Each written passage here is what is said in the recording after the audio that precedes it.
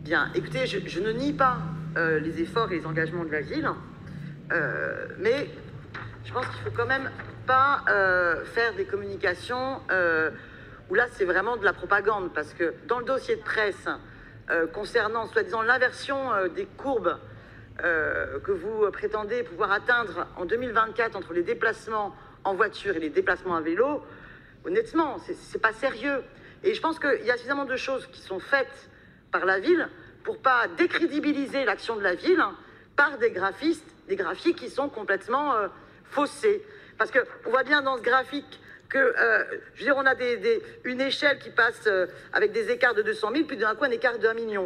Et puis alors, on ne sait pas pourquoi, mais la courbe, vous êtes persuadé qu'à partir de 2021, les choses vont totalement s'accélérer, s'inverser dans une projection qui, je pense, est un peu présomptueuse. Donc, je pense que c'est problématique parce que du coup, on ne peut pas travailler sérieusement si à un moment donné, il y a plus de moyens qui sont mis dans une com mensongère en plus. Parce que c'est exagéré.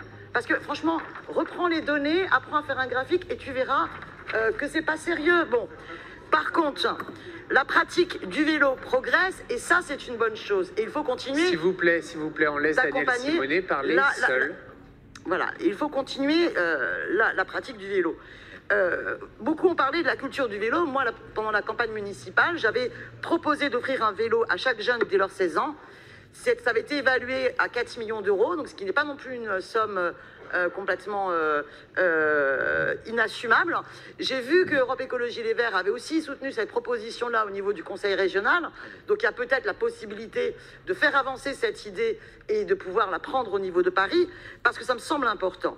Et dans le peu de temps qui m'est imparti, je dirais que oui, il faut développer les pistes cyclables et ne plus compter d'ailleurs les couloirs de bus dans les plans d'aménagement de pistes cyclables.